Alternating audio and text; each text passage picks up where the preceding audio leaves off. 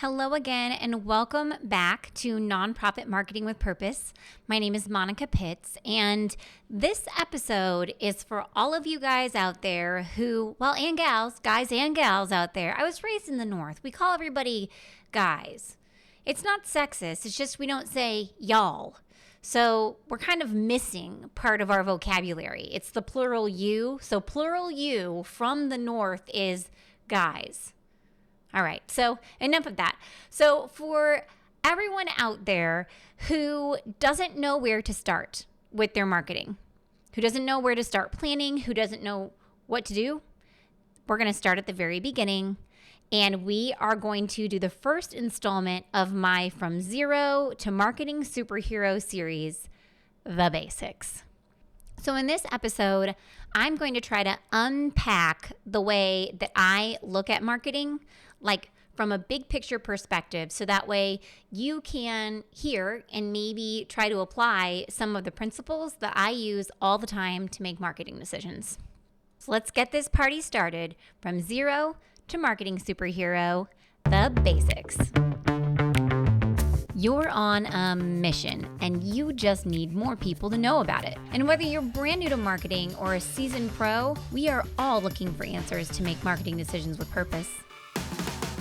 I'm Monica Pitts, a techie, crafty business owner, mom, and aerial dancer who solves communication challenges through technology. This podcast is all about digging in and going digital. I'll share my marketing know-how and business experience from almost 20 years of misadventures. I'll be your backup dancer so you can stop doubting and get moving towards marketing with purpose. What's kind of fun about this particular episode is I actually have slides that go with this because I'm sucking this information out of a presentation that I gave, not too long ago online. And so you can grab those slides and the episode show notes over at maycreate.com if you need them. Also, I have a lot of planning information that I will be going over in this episode that you can also find notes for in my nonprofit marketing plan template, which you can also download for free over at maycreate.com. So if you need visuals, my friend, you can have them. They're over on maycreate.com. All right, so from zero to marketing superhero, the basics. So to be a real marketing superhero, before you ever even start marketing, you need to get your head on straight. Because marketing is not about meeting your emotional needs. It's about getting the job done. It's about communicating with other people, not with communicating to yourself and with yourself. It's about communicating with your target audience. So we need to set aside some old beliefs and pick up some new ones and put our heads on straight to get the job done. So first, I'm going to share with you those parameters that I use, the place that I always start every marketing conversation, and the beliefs with which I use to make marketing decisions. And then next, I'm going to talk with you about how marketing is like a 401k.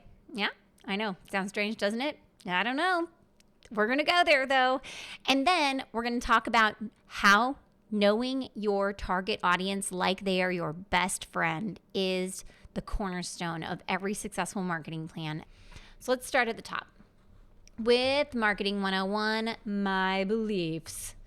Man, I feel like I'm taking you to marketing church. Maybe I am. Okay, so Marketing 101. Now, some people think that marketing is all about spending money, like that how much marketing you can do completely revolves around how much money you have. And if you have read my blog or listened to me talk about marketing before, you know that I have a totally different strategy because I believe that you need to start with your strengths and pair them with your assets. And then together, those two things are the things that you should use to define your plan. So your strengths are all the things that you have as an organization or as a person that make you unique or special. So you could be great at public speaking or photography or writing. You might have like amazing core values, and I really hope you do. And maybe you just take care of every single person like they're a member of your family. I mean, these things are your strengths. These are the things that make you amazing. And then you're going to pair those things with your assets. So what are assets? Well, assets are the resources that your organization has that can be utilized to create influence or to meet new people. So your influence could be bought, borrowed, or built, meaning you could buy influence by purchasing an ad, right? Or you could borrow it by bartering your time and writing an article for another organization's email list. Or you could build influence by leveraging one asset to build another. So for example, you might have an email list and you could leverage it to build your Facebook audience by emailing the list and asking them to follow you on Facebook. So there are all kinds of assets. They come in all shapes and sizes. I have a big list of them in my marketing plan template. And you can check the boxes. Man, it's exhilarating. Box checking. It makes you feel like you've got so many things to do your marketing with. And that's because you do. It could be anything from a printer to a company car. Like processes are also assets, like your checkout process or a sales process or an invoicing process. All those things, they're all processes. Those are assets. And existing marketing materials like previously designed ads or testimonials, those are all assets that you can use and leverage to gain influence and grow your organization and awareness through marketing. Now, I'm not going to go through all of those checkboxes today, but just know that you can find them in that marketing plan template. So this is one of the very first things that I do whenever I sit down with someone. If they want to know, how do I market my organization? We look at what they have. What are their assets and what are they good at? Because I want you to market your organization in a way that's both successful but also comfortable for you. That's why we're going to lean into our strengths. If you hate writing, then don't start a blog. You're just going to be miserable. And if you hate talking, then don't start a podcast. That's not going to work either. While it may connect with your target audience, and that may be the way that they want to intake their information, there are still plenty of people for you to communicate with in the ways that you feel comfortable communicating. So tactically, this is the first place that I start all the time. What do we have? What are your assets? And then what are your strengths? And together, those two things become the plan that I build for anyone, including myself. Now, the next thing that's going to make you successful in your marketing is that you actually do marketing. I know that sounds crazy, but marketing is like a 401k. You have to build assets now to draw from them in the future, right? So that's the next step to getting your head on straight. A successful campaign starts with a goal, because marketing is not all about creating donations right now in this minute. It's about setting you up for success down the line, and you have to build your assets to leverage them, right? So you have to invest in your marketing right now so you can rely on it later. It's not just something that you set and forget. So the earlier that you start investing in your 401k, then the more money that you would have to retire, right? That's why they tell you to start your 401k as soon as you get out of college, or maybe even before, because that money is going to grow and build momentum throughout your career. So that way when you retire, you didn't actually have to earn every single dollar that you would need to actually retire, right? At least that's what my Edward Jones agent tells me. She's very patient with me. I really love her. So your marketing is the same way. You invest in your marketing and you build your assets so that way you can utilize them later on down the road. So right now, while your organization might be small, that's totally okay, because that is where you are. And if you don't build those assets for the future and you just completely ignore your marketing, then you won't have the momentum that you need when you want to expand, when you want to take on that new project. Because just like your retirement, your marketing, it begins with the end in mind. So once again, your successful campaign is going to start with a goal. Now, I know a lot of people are really apprehensive about setting goals. Just like people are apprehensive about investing, because they don't know where to start, and they don't set them because they're afraid that they won't reach them. Right? And I mean, I know you're not one of those people because you're a go-getter, and that's why you're listening to this podcast, right? You're going to set your goals this year. But I think it was 2 years ago that we announced that we were going to allow the participating organizations of Como Gives, which is our community's local year-end giving campaign, powered by the Community Foundation of Central Missouri. My company, May Create, we're the marketing arm for the campaign. And we thought, you know what? It just makes sense. We should allow people to set goals and have the donors come and see those goals as they're getting ready to make a donation, because it can influence their decision making. It will make them want to donate more. And we had a lot of organizations that were like, ooh, no, we're not going to do this, right? Because what if we don't make it?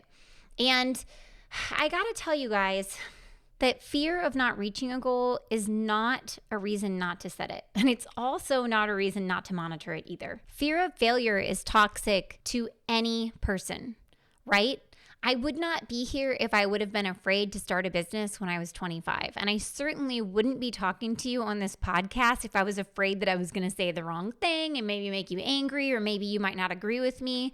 Those are all fears. And I also wouldn't know what to talk to you about if I didn't look at the things that I'd done and see what you listen to the most.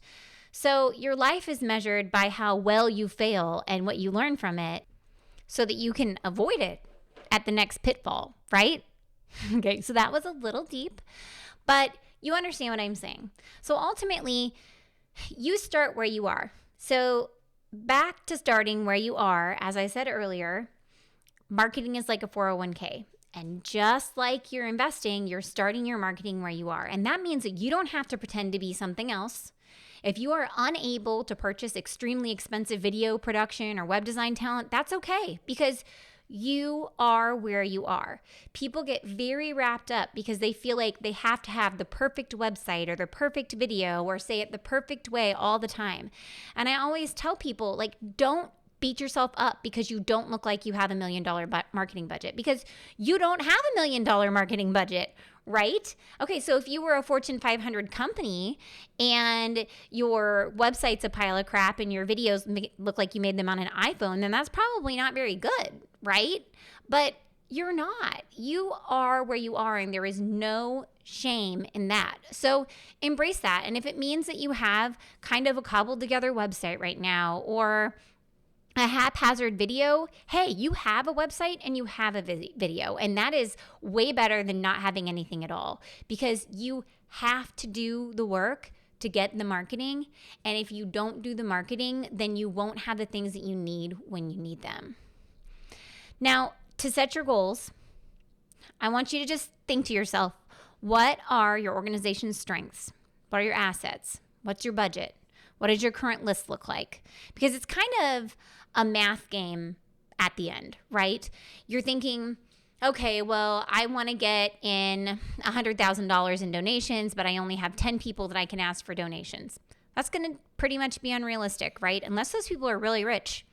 And then you, my friend, are awesome. but most of the time, that's not the case, right? So when you're setting your goals, you just need to look at what you've got and think, what's attainable for this, right? And ask yourself realistically, like, what is the likelihood of the people on this list donating? So if your goal is to get $100,000 in donations and you have a list of 100,000 people and the likelihood of someone donating is 25%, then, I mean, you might be able to get there, right? That seems relatively attainable. I'm going to break out my calculator here, right? So I'm going to take 100,000. And if my close ratio, the likelihood of somebody actually donating, is 25%, which, friends, that's high, right? I'd probably make it lower than that to start, but let's say 25%. And that means I've got 25,000 people that would make a donation. And if my goal is 100,000, then that means that, I take 100,000, I divide it by 25,000. It means that each person only has to give $4. Okay, that is totally doable. Boom, right?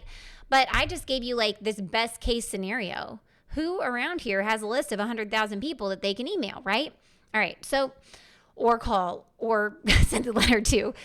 So, but that's kind of the way that I work through those math problems in my head. What are my assets? Who are what's the number of people that I had the opportunity to speak to?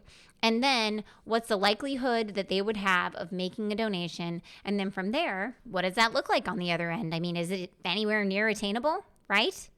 Okay, so then you're going to look over the success of your previous marketing campaigns. That's where you can get that conversion rate right there. Like, what's the likelihood of somebody getting involved or volunteering or making a donation? You can look at that based on your previous activities, what worked and what didn't work. And also, you're just going to look at it in general. Like, what are the other outcomes of those activities? Because, like I said, not everything is about getting a donation right now. There's other things that happen from your marketing activities. You can start building relationships with people because then down the road, they'll be likely to give a donation or volunteer or get involved, right? So, we want to start our marketing plan based on the things that are working right now. So go look at the data that you have right now and see what's working and what's not. We want to keep doing the things that are working, and don't get emotionally attached to the stuff. There's times where I think, oh my goodness, I just love this. I want to do it so much. Like, for example, I was like, oh my goodness, I just love giving these presentations. It's so great. I'm going to record them as videos. All right. Well, I got to be honest with you. Recording stuff on video is not my jam. I have to record things so much, and I get hot, my armpits sweat, I get nervous. I can sit here and talk to this microphone by myself all day long, but when it comes to making videos, it is just not as easy. And so I made all these videos and we edited them to the nines and we put them up on YouTube, and I'm like, oh, these are so pretty. I've spent so much energy on them. They're going to be so great. Here's the deal, friends. They didn't do so hot. I didn't have a whole bunch of people watching them. So you know what I did? Even though I had footage for a bunch more videos to publish, I just never published them because it just wasn't worth the effort to edit them and put them together and publish them because people were not watching them. They didn't watch them unless I directly sent them to those videos because it was answering their problem. So do the things that work. Another example of that is if you have a blog. So if you spend all this time blogging because you think it's very much the right thing, you need to look at your numbers and make sure that it's the right thing. Because I have clients who have a blog, they blog about stuff, but mostly it's just more announcements, not really so much a blog. It's kind of more newsletter feeling, right? So they spend all this time making blog posts, but no one goes to see them. So then you can look at that and be like, well, why didn't anybody go to look at these blog posts? They put so much energy into them. I really hate for them to continue pouring energy into making these blog posts if they're not working. So then you can look at it and say, well, did you tell anybody about them? And the answer was, no, they actually don't. They just put them up there and that's it. So I think that if that organization were to post about those blog posts that they made on social media and then also email their email list about the blog posts, they might actually be worthwhile to them. But as it is, if they're not willing to do the other two components, it doesn't really work because it's not doing its job. Okay, so enough on that. So the next thing I want you to do is I want you to choose a goal that's inspiring, but it's also attainable. So don't set a goal to write 15 blog posts in a week because while you aspire to be a marketing superhero, you have other responsibilities and you can't make blogging your full-time gig.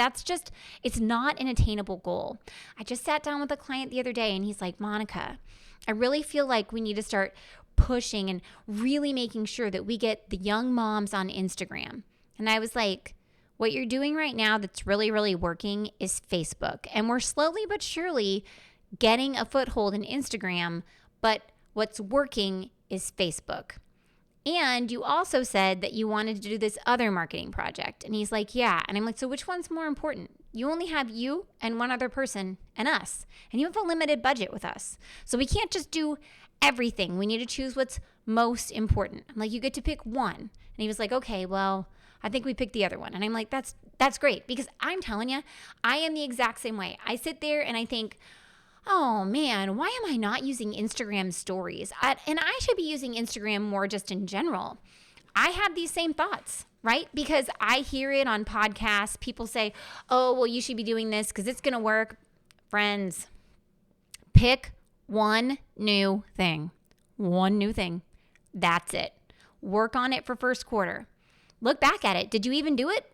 You might not have even done it. And if not, all right. Let's move it on to second quarter and let's work on it then, right? If I have 5 new things, I can't pick which one I'm going to work through first. So pick one new thing and that's it. That's what you get. And it's all right. You just need something that's attainable right now because reaching the goal is inspiring. It's exciting. So don't overwhelm yourself with it, okay? Before you even start, try to understand what your success looks like because it can come in many forms. And it is really, really fickle. right? Because, I mean, think about 2020. That is like the perfect example of an ever-changing version of success. Like when I started 2020, I was hiring more people. I was going to ramp up. We were going to do more and more and more. We were positioned to have our best year ever and things were going awesome. And then this pandemic hit. And I was really upset about it. Like I grieved that version of success because it just wasn't going to happen. I cried and I sent everyone home where they would be safe. And instead of having the best year ever, I had to pull on the reserves that I've been saving for years for a rainy day and get government loans. Hey, but you know what? I didn't just sit there with my head between my legs breathing into a bag. I mean, I did that some afternoons, but most afternoons I sat here in this very spot that I'm sitting right now and I talked to you guys. I called you on the phone and I had conversations with you and I started this podcast and I did events and I got to know what you needed because I knew that I could help someone even in this time where I was having a tough time, right? So that version of success became if new people listened to our podcasts, if you downloaded a free resource, if you learned from me while getting through this junky time together, then that was my new version of success. And so even though your events might not happen even this year, that's okay. That can be part of your version of success. Instead, what is the alternate? What else can it look like? And that will help you know if what you're doing is okay or not. Marketing is not if you build it, they will come. Your marketing activities need to be constructed to support each other. Remember how I just gave you that example about my client that has a blog, right? And I thought, man, they're spending so much energy in this blog. I just, what else are they doing to make sure that it's working, right? So they weren't promoting their blog. They spent all this energy on the blog, but they didn't promote it. So you have to promote the things that you build if you want people to find them. So you can create a Facebook page, but if you never ask people to join, it's just a vacant room. And you could have the most amazing website or blog, and you could have invested thousands of dollars or hours to build it. But just building that website isn't enough. People have to find it, and you have to tell them that it exists by doing the things that need to be done, like blogging or promoting it via social media or email or running ads. But just putting a website out there doesn't necessarily mean that everybody is going to find you.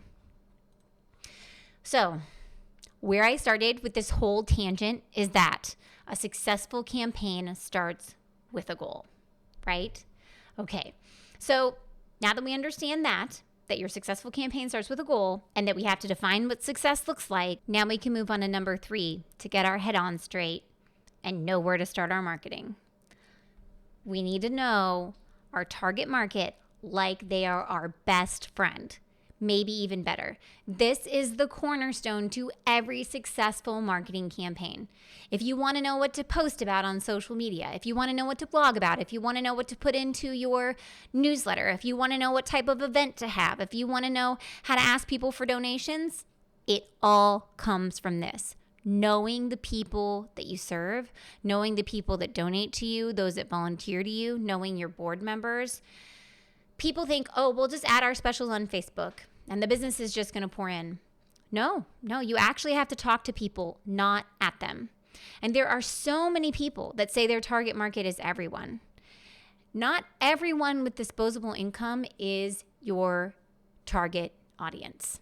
It's not. So if that's a belief that you have right now, we just need to let go of it because your target audience is not everyone. And I really encourage you, even if you think you know who your market is, don't skip this step. Because the more focused that you can be on the people that you're talking to, the more success you will have connecting with them. Well-targeted marketing is like going to a party and speaking to someone who maintains eye contact with you, who responds to your comments with questions, who really genuinely seems like they're interested in what you're saying. They talk to you like you are the only person in the room. And if you're trying to talk to everyone at once, it's like talking to someone who, instead of making eye contact with you, is just like letting their eyes roam the entire conversation, scanning the room for someone better to talk to. They're only sort of listening to you. They're just like nodding and mm-hmm-ing, and you know what that feels like. It's not cool. Those are not the people that you want to be friends with. And people aren't going to want to be friends with you if that is the way that you are treating them. So ask yourself, like, what problems do you solve for your audience? Like, what are their goals and challenges, like personally and professionally? How does your service help them reach their goals or solve their challenges? And then what are the common objections that they give you to volunteering or to donating or to being a board member? What are those? Because a good marketer knows why their donors donate and why their volunteers volunteer. And they know the challenges that they solve for them. And I know it sounds strange, like you're solving a challenge for your volunteers, but you are. You are helping them fulfill something in their life. The question is, what is that thing?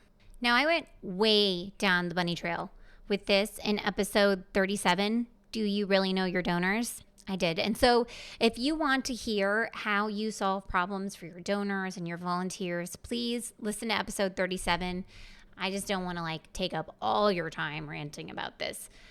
Just know that understanding your target audience is the key to your marketing success. Now, the easiest way to do this is to create buyer personas. Now, some people call them ideal customer avatars. I call them buyer personas. Maybe I'm just totally old school, but ultimately these are just fictional representations of your donors, volunteers, board members, and you can create them and put a face with them and a name with them. And then when you're writing content to that audience, you literally write it to that person. So when I'm writing content, I say, Dear Katie, Dear Emma. In my head, I literally put that person's name in and I'm writing an email to them. And in your case, you're not just going to have one buyer persona, you're going to have many because you're making relationships with many different types of people through your marketing. And yeah, so if you need help with that, once again, there is a fill in the blank worksheet in the marketing plan template on our website at mayecreate.com. But then also in February, we're going to have free target audience workshops. And during the target audience workshops, we are going to build these buyer personas and use them so that way you can see them in action. Because the real magic in nonprofit marketing happens when you talk about and do things where the interests and core values of your organization intersect with those of your target audience. So I'm going to say that again. The magic in nonprofit marketing happens when you talk about and you do things where the interests and core values of your organization intersect with those of your target audience. Like if you drew, what are those, a Venn diagram? Is that what my daughter's doing in school? It's the circles, right? And then the circles overlap. The spot where the circles overlap, that is the sweet spot. And it's really, really easy to stray away from that. I even find myself doing it. I'll be in a consulting session. We'll be getting super excited about what we're talking about. And we'll be like, oh, we can do this, we can do that, we can do this. And then wait a second. Whoa, we just totally fell off the tracks here. And we will have thought of the most creative things, but they are not the creative things that align with the purpose of the organization and the values of the organization and the values of the people that we want to connect with. We need to keep those in our sights at all times. Those are the things that we're going to use to make decisions with. They're important because we want to attract people like us. We want people whose interests and values align with our own. Those are going to be the best supporters that our organization can ever come in contact with. Like my husband and I, we have the same core values and we have some shared interests. That's what makes us strong as a team, as a couple, and as parents. Because while I don't golf and he golfs, and I do aerial and he doesn't do aerial, we both understand and have a core value that each person gets to maintain their independence while being a part of the family. We understand that it's that time away from our family that makes us stronger as a family. And so we support each other as we go through those things. And I also very, very seldom ever look at him and think, why would you just say that to our kid? Because we have the same core values. So we parent in a very similar fashion, and it makes it so much easier to raise kids together, right?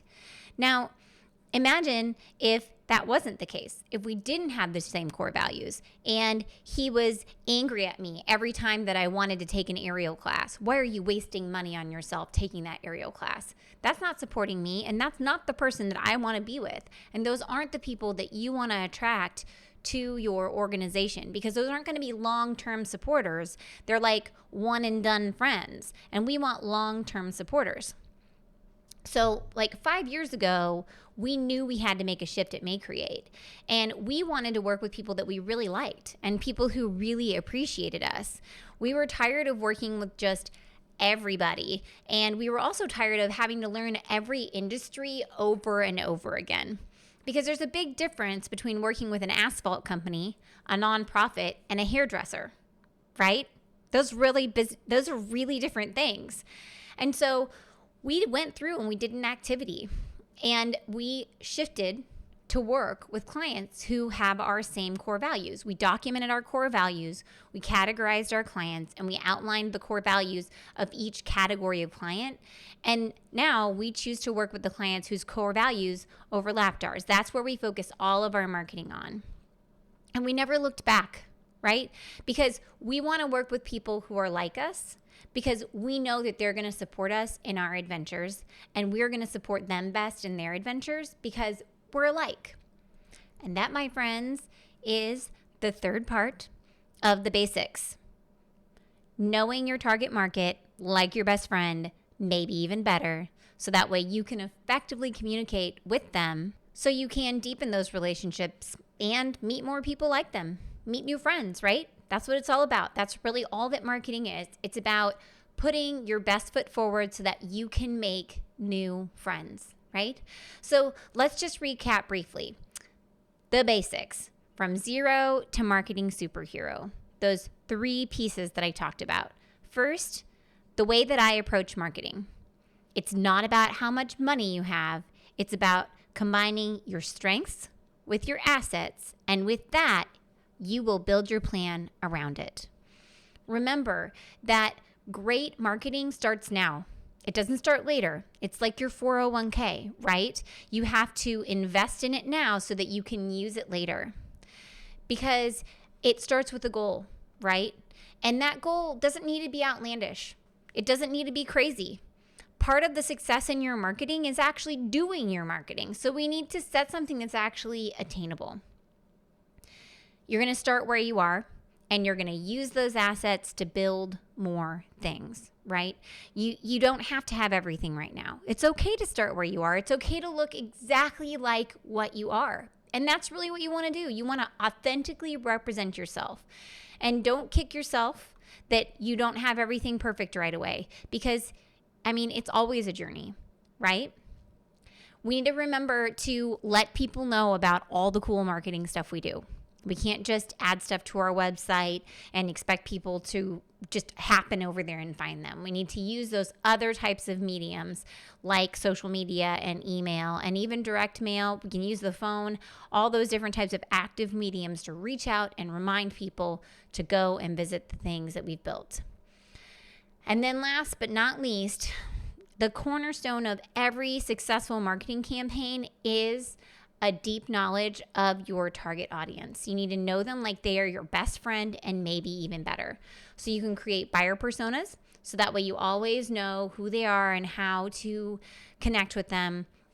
And remember that the nonprofit marketing magic happens when you talk about and you do things where the interests and core values of your organization intersect with those of your target audience, because that allows us to connect with them and to attract more people like them and more people like us, right? Because we want to connect with people who truly believe in what we do as an organization, not just one-time people who came and ran the race, right? We want more in the end. Okay, so hopefully with that, I definitely gave you something to think about. I hope I gave you some clarity. And if not, then heck, hop on my office hours because I am available to answer your marketing questions until February 17th for free from noon to 1 on Thursdays, Central Standard Time. And I will totally clarify any of the weirdness that I just created, or you can just shoot me an email too, and I will absolutely respond to it. Thank you so very much for your time today. I really, really appreciate you so much. And I hope that I have given you value with this conversation. So you can join me back here next week. I am going to do part 2 of our From Zero to Marketing Superhero series, which is going to be marketing on a dime. And I am going to talk about ways that you can market your organization for next to nothing. So until then, go forth and market with purpose. So while you're in the planning mindset, I just want to let you know that first quarter 2021, I am focusing my energy on helping organizations just like yours develop marketing plans. See, my 2021 goal is to make marketing less stressful and more successful for 1,000 nonprofits, and I would like to invite you to be one of them. Because if there's one thing 2020 taught us, it's that we cannot rely on events alone to market and fundraise for our organizations. But I know the change can feel really scary sometimes, and I've heard all of the excuses. Let me tell you, people say, you know it needs to change, but you're not sure where to start, or you're not sure what to do. Heck, a lot of people just look me in the face and say, Monica, I don't even have enough time to deal with it. So if that sounds familiar, I just want to let you know that you are totally not alone. Just last year, I felt the exact same way. I was sitting down to do our marketing plan for 2020, and I was just overwhelmed with the thought of starting it. And I thought, man, I sure do wish I had a template for that. And while I didn't have the template, I did have a workbook because I had just recently given a presentation about marketing planning. So I took that very workbook and I doctored it up with some instructions and examples and rolled it into one fancy template that you can use for free. But here's the deal. Remember, I said my goal is to make marketing less stressful and more successful for 1,000 nonprofits. And I know that just giving you a template to download is not going to do the trick. And so I've created office hours where you can come and ask me questions. We have free workshops to help you plan your target audience. And after all that, if you still don't feel empowered to make that marketing plan for your organization, you can continue on a more supported path by purchasing our marketing plan workshop and consulting package to get your marketing plan done and ready by March. So if you know you need a change, then let's take that next step together. I'm here to support you and get you moving towards less stressful and more successful marketing. Start the change by going to makecreate.com and downloading my free nonprofit marketing plan template now. I'll meet you over there.